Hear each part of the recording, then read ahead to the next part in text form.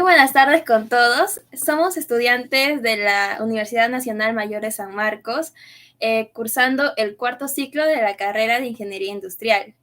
En nuestro curso de Mecánica Aplicada vamos a exponer el tema de sólido, rígido y estructuras. Siguiente. Los integrantes son Flores Guaitaya, William Arón, Castillo Urquizo, Diego Abel, quien les habla, Moreno Alzamora, Nicole Valeria, Núñez Alaluna, Dafne y Rojas Domínguez, Darío Juey. Bueno, la introducción a nuestro tema. En el campo de la mecánica aplicada y la ingeniería, los conceptos de sólido, rígido y estructuras son fundamentales para analizar y comprender el comportamiento de sistemas físicos sometidos a fuerzas y momentos. Estos conceptos forman la base teórica para el diseño y estudio de objetos y sistemas que encontramos en nuestro entorno, desde máquinas y mecanismos hasta edificios y puentes. En la siguiente presentación vamos a explicarles conceptos, vamos a dar ejemplos de aplicaciones y también resolveremos ejercicios. Mi nombre es Darío y bueno, yo explicaré los objetivos que hemos planteado. Como objetivo general planteamos compartir el estudio del comportamiento de sólidos rígidos y su aplicación en el diseño y análisis estructural, con el fin de garantizar un aprendizaje sobre la estabilidad, resistencia y seguridad de estructuras en ingeniería mecánica, arquitectónica con la comunidad.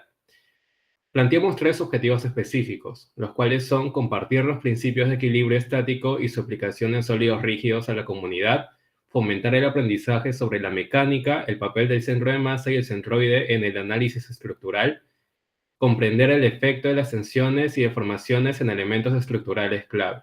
Siguiente. Bueno, ahora vamos a responder la siguiente pregunta, que es, ¿qué es un sólido rígido? Bueno, nosotros hemos estado estudiando partículas y si recordamos bien, una partícula es un punto que no tiene forma, no tiene masa, no tiene tamaño y tampoco volumen. Solo es un punto, ¿no? Pero resulta que en la vida real las cosas no son una partícula, ya que se comportan con masa, con volumen, peso y con forma. Entonces, estudiar los objetos como partículas resulta ser un tanto irreal, ya que en el mundo real un cuerpo es un conjunto de partículas, es decir, que un cuerpo rígido va a ser un conjunto de partículas. Ahora, dentro de las características fundamentales de un sólido rígido está la indeformabilidad, ya que un cuerpo rígido no se deforma. Resulta que en la mecánica tenemos que estudiar objetos que no se deforman porque así simplificamos el estudio de la física aplicado al objeto. Pero, ¿qué pasa? En el mundo real esto no es cierto, ya que ningún material en el mundo físico es absolutamente indeformable. Todos los cuerpos experimentan alguna deformación bajo fuerzas, ¿no? ¿Y a qué nos referimos con deformación? Bueno, es el cambio de longitud y forma de un objeto debido a una fuerza.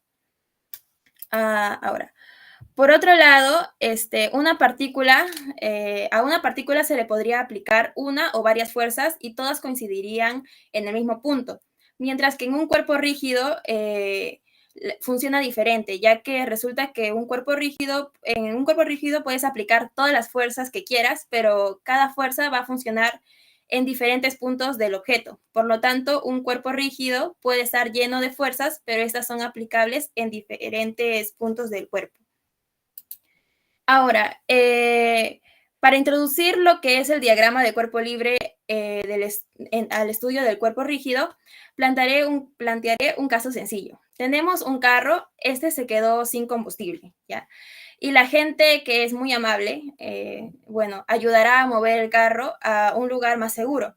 Tenemos que un hombre ayuda jalando el carro con una soga y en la parte posterior hay un hombre empujando el carro. Ahora, el carro es un cuerpo rígido y tiene diferentes fuerzas, iniciando por la más importante de todas, que es el peso, que por conveniencia se ubica en el centro de gravedad del carro. También una segunda fuerza que existe es la fuerza normal, la cual se crea entre el contacto de dos superficies. En este caso está ubicado entre la calle, que es el piso, y las llantas del carro, y está representado como fuerza normal 1 y fuerza normal 2. Ahora, resulta que el chico que se encuentra atrás del carro genera una fuerza de empuje, que la nombraré en este caso fuerza 1, y el chico que jala la soga genera una fuerza de tensión en la cuerda que la representé como una fuerza 2. Y como se ve, a un cuerpo rígido se le pueden aplicar diferentes fuerzas y a esto se le llama el diagrama de cuerpo libre. Y es muy importante saber hacerlo porque es con este tipo de diagramas que vamos a poder resolver los ejercicios, ¿no? Y este también es un ejemplo de que en un sólido rígido diferentes fuerzas se ubican en diferentes puntos, en este caso del carro, ¿no? Además, se sabe que el sólido rígido tiene fuerzas externas y también tiene fuerzas internas. La fuerza externa es aquella que es producida por otros objetos en mi objeto, ¿no? En este caso, el chico del short me produjo una fuerza externa, bueno, le produjo una fuerza externa al carro debido a la cuerda. El chico del pantalón produjo una fuerza externa a mi objeto al empujarlo. La gravedad produce una fuerza externa llamada peso y el contacto de las llantas con el suelo producen una fuerza externa llamada las fuerzas normales. Y bueno, las fuerzas internas son aquellas que mantienen las partículas que forman el carro unidas, que en un sólido rígido idealizado las partículas están ligadas entre sí de manera indeformable, es decir, la distancia entre ellas no va a cambiar.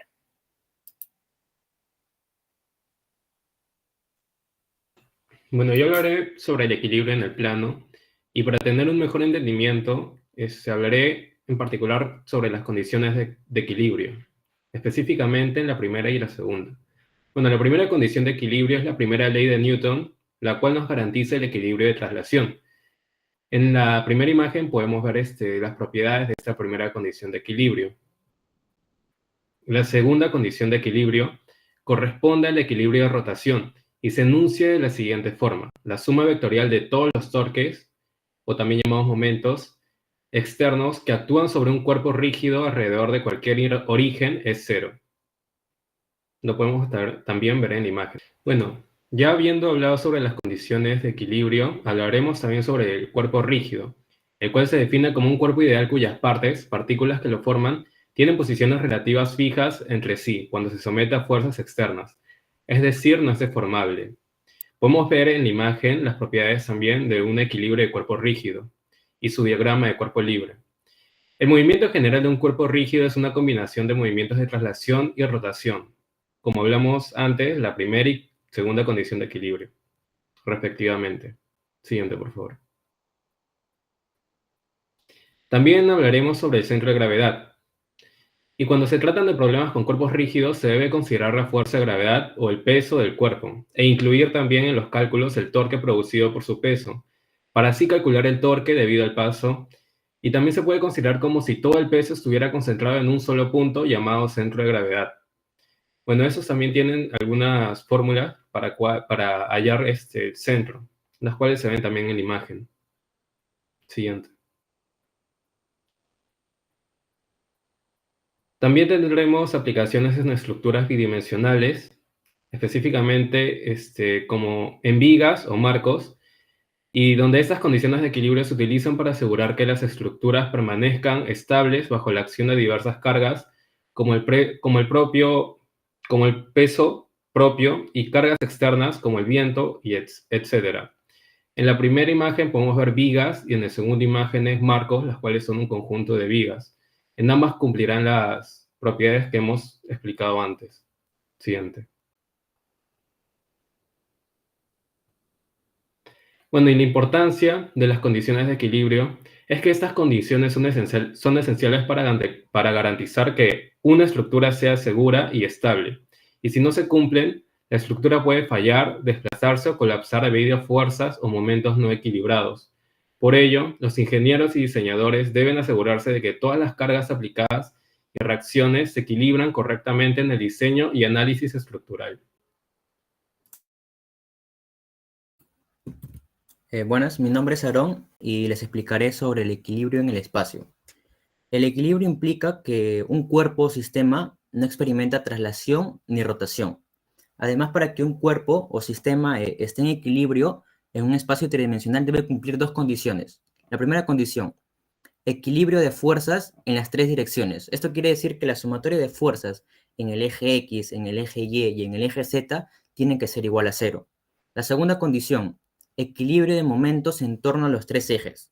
Esto quiere decir que la sumatoria de momentos en el eje X, en el eje Y y en el eje Z tiene que ser igual a 0. Estas 6 condiciones escalares de equilibrio pueden usarse para resolver a lo mucho 6 incógnitas que van a estar mostradas en el diagrama de cuerpo libre. En caso tenga más de 6 incógnitas, el problema se vuelve estáticamente indeterminado, es decir, habría redundancia. Siguiente. Bueno, ahora antes de analizar los tipos de reacción que pueden presentar los soportes, es muy importante saber las categorías de equilibrio en 3 dimensiones. En este caso, la primera categoría es cuando las fuerzas concurren en un punto. En este caso, como concurren en un punto, no habría momento, pero sí equilibrio de fuerzas. Es por ello que solo se usan las ecuaciones de equilibrio de fuerza que se observan en la imagen. Son 3 ecuaciones. En la segunda categoría es cuando las fuerzas concurren en una línea. En este caso, como concurren en una línea, no habría momento respecto al eje de esa línea. Es por ello que en este tipo de categoría no se usa la ecuación de suma de momentos respecto al eje X. Solo se van a usar 5 ecuaciones. En la tercera categoría es cuando las fuerzas son paralelas a un eje. En este caso, como son paralelas a un eje, no habría momento respecto a ese eje y por ello no habría suma de fuerzas igual a 0 en los 3 ejes, ¿no? Siguiente. Tipo de reacciones. Ahora para analizar los tipos de reacciones, es muy importante tener en cuenta lo siguiente. Son 2 condiciones. Si un soporte evita la traslación de un cuerpo en una dirección específica, entonces el soporte va a ejercer una fuerza sobre el cuerpo en esa dirección. Segunda condición, si un soporte evita la rotación respecto a un eje, entonces el soporte ejerce un momento sobre el cuerpo con respecto a ese eje. El primer tipo de reacción es el cable, ¿no? En este caso, como el cable está evitando su traslación del cuerpo, entonces va a generar una fuerza sobre el cuerpo llamada F en esa dirección del cable. Segundo tipo de reacción es el soporte superficial liso. En este caso, como la superficie evita la traslación del cuerpo, entonces él va a generar una fuerza sobre el cuerpo llamado F. Tercer tipo de reacción es el rodillo. En este caso, como el rodillo es libre, tanto en el eje X, bueno, es libre en el eje X, pero en el eje Y se está evitando su rotación por la superficie. Entonces, lo cual se va a generar una fuerza sobre el cuerpo llamado F. Como cuarto tipo tenemos la rótula esférica, ¿no? En este caso, como la rótula hace que el cuerpo tenga libertad de rotación en un punto, es decir, se va a mover respecto a un punto, pero además también se está evitando ahí su traslación en los 3 ejes. Es por ello que van a aparecer 3 incógnitas, ¿no? 3 fuerzas. Siguiente.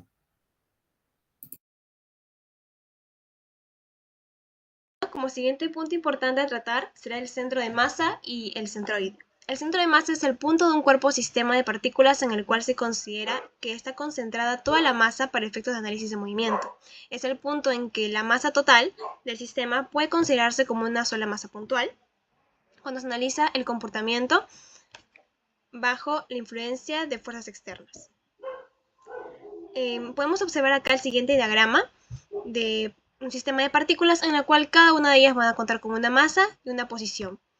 El centro de masa es el promedio ponderado de estas posiciones considerando cada una de las masas. Podemos contar, bueno, en este sistema podemos observar que encontramos distintas partículas con masas, así como también vectores, en las cuales van a representar la posición de cada partícula en el espacio. Ahora, en la siguiente fórmula que se observa va a determinar el centro de masa del objeto. Entonces, como numerador, contamos con la suma de productos de masa por las posiciones. Esto representa en total el momento total del sistema. Y como denominador viene a ser la suma de las partículas, en este caso la suma total de masas, la masa total. Siguiente, por favor. Ok, algunos genera controversia respecto a qué tan igual o qué tan diferente viene a ser el centro de masa con el centro de gravedad. Aquí establecemos algunas diferencias como un ejemplo breve. El centro de gravedad y el centro de masa son diferentes situaciones donde la gravedad no es uniforme a lo largo del objeto. Esto sucede en algunos casos específicos. Por ejemplo, acá tenemos un caso de el satélite con un planeta un satélite cercano a un planeta, el lado del satélite más cercano al planeta experimenta una gravedad más fuerte, mucho más fuerte que el lado opuesto. ¿Esto qué va a hacer? Entonces, esto desplaza el centro de gravedad hacia un lado, donde la gravedad viene a ser mayor, aunque el centro de masa de este no va a cambiar. Siguiente, por favor. Bueno, como otro punto a tratar tenemos al centroide. El centroide, primero como de manera teórica, es el punto de un cuerpo o figura donde se puede considerar concentrada toda su área en 2D o su volumen en 3D para ciertos cálculos geométricos. Aunque no tiene una masa asociada como tal, en cuerpos de densidad uniforme, el centroide coincide con el centro de masa. Solamente en una densidad uniforme, o sea, no quiere decir que sea en todos los casos. Tenemos acá dos casos, en una superficie plana y una superficie curva. En el primer caso, el centroide viene a ser un área en el punto donde se equilibra todo el área si la figura fuera un objeto plano y homogéneo. ¿Cómo se calcula en este caso? Según una propiedad dada, dividimos el área A en pequeñas posiciones, que es la diferencial de A. Cada posición tiene una posición con coordenadas X e Y. Usando la siguiente fórmula, como se puede observar en la primera imagen, esto se interpreta como un promedio ponderado de las posiciones, considerando las áreas de las pequeñas porciones de la superficie plana. Por otro lado, en la parte de abajo tenemos a los centroides, pero de una línea. Esta se calcula dividiendo lo que es la longitud L de la línea en pequeños segmentos, que es la diferencial de L. Cada segmento tiene una posición con coordenadas X e Y. Y usamos la propiedad que está abajo, en el cual se interpreta de igual manera que la anterior. La diferencia es que al contar con una longitud, que viene a ser la diferencial de L, ya no se consideran áreas, sino longitudes. Siguiente, por favor.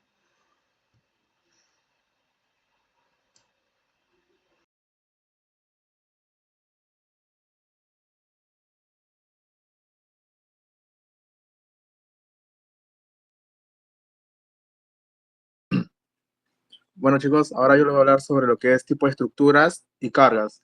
Vamos a empezar hablando sobre las estructuras, ¿no? Las estructuras básicamente es un sistema de partes que están conectadas para soportar un tipo de carga, ¿no? En este caso, hay tres clasificaciones de estructuras, como lo pueden ver ahí: tensores, vigas y columnas. Hablando primero de tensores, bueno, básicamente son elementos estructurales sometidos a una fuerza de tensión que suelen denominarse tensores o puntuales, y tal como lo pueden ver en la imagen, ¿no? Debido a la naturaleza de la carga descrita, estos elementos tienden a ser delgados y suelen elegirse a partir de varillas. Las vigas, creo que muchos conocen lo que son las vigas. Ahí está una imagen referencial. Las vigas son elementos horizontales que soportan cargas verticales y se clasifican según cómo están apoyadas, ¿no? Por ejemplo, ahí vemos tres clases de vigas, ¿no? Una viga que está simplemente apoyada, una viga que está en voladizo y una viga que está empotrada. Las columnas, que son lo que generalmente conocemos como estructuras, las columnas, como lo ven en la imagen, son los elementos que generalmente son verticales y resisten cargas de comprensión axial. Se conocen como columnas. Las secciones transversales tabulares y de ala ancha se suelen utilizar para columnas de metal, que son esas columnas que tienen una forma de H. Siguiente, por favor. Bueno, ahora hablamos de los tipos de estructuras. Estos tipos de estructuras son tres: armaduras, cables y arcos. Las armaduras es lo que comúnmente vemos en la calle, muchas veces como puentes. Las armaduras consisten en elementos delgados, por lo general colocados de una forma triangular. Las armaduras planas se componen de elementos ubicados en el mismo plano y se utilizan para el soporte de puentes y techos, como podemos ver en la imagen. Se dice que las armaduras más fuertes tienen dentro de su estructura formas triangulares, como pueden ver ahí en imagen. Los cables, por lo general, estos son flexibles, soportan cargos de tensión y se utilizan como soporte, sobre todo en puentes. Y cuando se usa para estos fines, el cable tiene una ventaja sobre la viga y la armadura, que era lo que estamos viendo anteriormente. Por último, los arcos, que es como una variante también de los cables, ya que ambos son muy utilizados. El arco logra su resistencia en compresión, ¿no? Puesto que tiene una curvatura inversa a la del cable. Sin embargo, el arco debe ser rígido a fin de mantener su forma. Siguiente, por favor. Ya. Seguimos con tipos de estructuras, dos tipos de estructuras más, lo que son los marcos y lo que son las estructuras superficiales. Los marcos se suelen usar en edificios y están compuestos por vigas o columnas, o sea, es decir, los marcos es como un conjunto, una combinación de las vigas y las columnas que está conectada rígidamente mediante articulaciones. Las estructuras superficiales, que son las imágenes que podemos ver al lado derecho, esas tres imágenes, las estructuras superficiales está hecha de un material que tiene un espesor muy pequeño en comparación con otras dimensiones y se les llama tensas estructuras cuando el material es muy flexible y puede tomar la forma de una tienda, ¿no? Tal y como podemos ver en las tres imágenes que están ahí. Siguiente. Ahora vamos a hablar de las cargas, ¿no? Ya que hemos hablado de estructuras, vamos a hablar de las cargas que están conectadas entre sí, dos temas. En tipos de cargas, hablamos de las cargas muertas y las cargas vivas. La gran diferencia entre ambas cargas es que las cargas muertas son cargas que se permanecen constantes y las cargas vivas son cargas que pueden variar. Por ejemplo, ¿no? Las cargas muertas son los pesos de los diversos elementos estructurales y los pesos de todos los objetos que están unidos de manera permanente a la estructura. En cambio, las cargas vivas pueden variar tanto en su magnitud como en su ubicación. Las puede causar el peso de los objetos colocados o sobre una estructura, vehículos, movimientos o fuerzas naturales. Y acá vamos a hablar, por ejemplo, de los tipos de cargas vivas más importantes, que es las cargas en edificio, las cargas de impacto y las cargas del viento. Las cargas de edificio se supone que los pisos de los edificios están sometidos a cargas vivas, ya que como sabemos en un edificio, cuando se está construyendo, por ejemplo, hay muchas cargas que van a estar variando en magnitud. Y en las cargas de impacto, que es donde está la imagen del vehículo, donde los vehículos en movimiento pueden rebotar o desplazarse lateralmente mientras avanzan por un puente. Por lo tanto, puede transmitir un impacto en la cubierta. Y las cargas de viento, que son cuando las estructuras bloquean el flujo del viento, ¿no? La energía cinética que producen los vientos puede afectar una estructura. Por ende, es muy importante estudiar esa parte, ¿no? Ya que posee una energía potencial el viento. Siguiente. Bueno, esta es una parte, es una teoría de nodos que tiene que ver con lo que es armaduras, con lo que es el tema de estructuras. Entonces, para analizar o diseñar una armadura, es necesario determinar la fuerza en cada uno de sus elementos, ¿no? Este método se basa en el hecho de que toda la armadura esté en equilibrio. Entonces, como toda la armadura está en equilibrio, todos los nodos también deben estar en equilibrio. Por lo tanto, si se traza el diagrama de cuerpo libre de cada nodo, se pueden usar las ecuaciones de equilibrio de fuerzas para obtener las fuerzas de los elementos que actúan sobre cada nodo. Como los elementos de una armadura plana son elementos rectos de dos fuerzas que se encuentran en el mismo plano, cada nodo está sometido a un sistema de fuerzas que es coplanar y es concurrente. Debido a ello, en consecuencia de ello, se tiene la siguiente expresión, ¿no? Donde es necesario satisfacer lo siguiente, que es la expresión que está ahí, donde dice que la sumatoria de fuerzas en X debe ser igual a 0 y la sumatoria de fuerzas en Y también debe ser igual a 0. Algo muy importante que resaltar en esta teoría de nodos o el método de nodos es que cuando se usa el método de nodos siempre se debe comenzar en un nodo que tenga por lo menos una fuerza conocida y cuando mucho dos fuerzas desconocidas. ¿Y esto para qué? Para que al aplicar la condición, que es la que están viendo ahí a la izquierda, va a resultar dos ecuaciones. Esto hace unas ecuaciones, va a ser un sistema de ecuaciones de dos variables, de las cuales se pueden despejar y poder resolver la ecuación fácilmente. De acuerdo con mi compañero.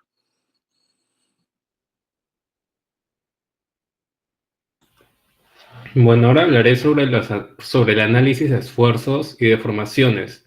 Para ello, primero daré los conceptos de cada uno. El esfuerzo es la medida de la fuerza interna que se desarrolla dentro de un material debido a una carga aplicada y se define como la fuerza por unidad de área. Podemos ver en la fórmula que P viene a ser la carga o fuerza y A el área determinada. La deformación representará el cambio relativo en la forma o tamaño del material bajo la acción de esfuerzos y también puede ser elástica o reversible o plástica irreversible, dependiendo del material y la magnitud del esfuerzo. Podemos ver de qué es la división entre el cambio en la longitud y la longitud original. Siguiente. Bueno, y entre estas Entre el esfuerzo y la deformación existe una relación, la cual es llamada la ley de Hooke. ¿Qué quiere decir esto? Pues es ese rango elástico de muchos materiales y existe una relación lineal entre el esfuerzo y la deformación. Esta será representada por la multiplicación del módulo de elasticidad, o también llamado módulo de Young, que representa la rigidez del material, por la deformación. Recordar también que esta relación permite predecir cuánto se deformará un material bajo una carga dada, lo cual es muy esencial para el diseño seguro de estructuras. Siguiente. Bueno, ahora les explicaré dos ejercicios aplicativos. El primero indica que el pescante se usa para sostener la maceta de 75 libras que se muestra en la figura. Determina la tensión desarrollada en los cables AB y AC. Bueno, en la imagen se puede observar que el soporte en el punto O es una rótula esférica, la cual generará 3 fuerzas en el diagrama del cuerpo libre y de paso también se van a colocar las tensiones de los cables y el peso de la maceta. Entonces, como primer paso sería calcular el vector unitario de las tensiones, ¿no? Es por ello que ahí tenemos el vector tensión AB igual a su módulo por el vector unitario. Este vector unitario vendría a ser el vector AB, bueno, claro, el vector AB sobre su módulo. Este vector AB se puede descomponer como el vector B, las coordenadas del vector B, menos las coordenadas del vector A. Resolviendo esta fórmula, se va a obtener la respuesta, ¿no?, de la tensión AB en forma vectorial. Igual, aplicamos lo mismo para la tensión AC en forma vectorial. Como segundo paso, se aplica la segunda condición de equilibrio, la cual va a indicar que la sumatoria de momentos respecto a un punto es 0. En este caso, en este problema, se tomará el momento respecto al punto O. De esa manera se van a eliminar las fuerzas en ese punto O y por fórmula sería el vector distancia por el vector fuerza. Es por ello que en la imagen se coloca el vector RA, que es la distancia, por la tensión AB, más el vector RA, que es la distancia por la tensión AC, más el vector RA por el peso, y todo ello igual a 0, sabiendo que la distancia va a ser hacia el punto A, que vendría a ser en este caso 6J. Entonces, factorizando, se obtiene que la distancia RA en forma vectorial se multiplica a las 3 fuerzas sumadas, ¿no? Entonces, reemplazando estas tensiones ya obtenidas en el paso número 1, se van a generar 2 ecuaciones. Resolviendo estas 2 ecuaciones, se obtiene que la tensión AB es igual a la tensión AC, y estos equivalen a 87.5 libras. Siguiente. Ya. Segundo problema, piden determinar la fuerza en cada elemento de la armadura mostrada en la figura. Indique si los elementos están en tensión o comprensión. Bueno, como primer paso es hacer el diagrama de cuerpo libre en el nodo que tenga por lo menos una fuerza conocida y a lo mucho 2 fuerzas conocidas. En este caso se inicia en el nodo B, ya que tenemos una fuerza conocida que es la de 500 Newton y 2 fuerzas desconocidas que van a estar en el elemento BA y en el elemento BC. Como la fuerza conocida de 500 Newton está en el eje X positivo, para que esto esté en equilibrio, tiene que haber una fuerza en contra. Es por ello que la fuerza del segmento CB tiene que ir directo hacia el nodo B, para que se encuentre en el equilibrio. Y esta fuerza CB, al ir en dirección al nodo B, va a también tener una fuerza que va a estar bueno, al descomponer esta fuerza, se va a obtener una fuerza que va a estar en dirección al eje Y positivo. Y para que esto esté en equilibrio, tiene que haber una fuerza en contra. Es por ello que la fuerza del elemento BA tiene que estar saliendo del nodo B. Es como se observa en la imagen abajito, ¿no? En la imagen de abajo. Ahora, como segundo paso, ya teniendo el diagrama de cuerpo libre del nodo B, se aplica las condiciones de equilibrio, ¿no? En este caso, la sumatoria de fuerzas en el eje X tiene que ser igual a 0, como también la sumatoria de fuerzas en el eje Y tiene que ser igual a 0. Y acá se calcula que la fuerza del segmento CB va a ser igual a 707.1 Newton y la fuerza del segmento BA va a ser 500 Newton. Ya en este análisis del punto B se puede saber si hay comprensión o tensión.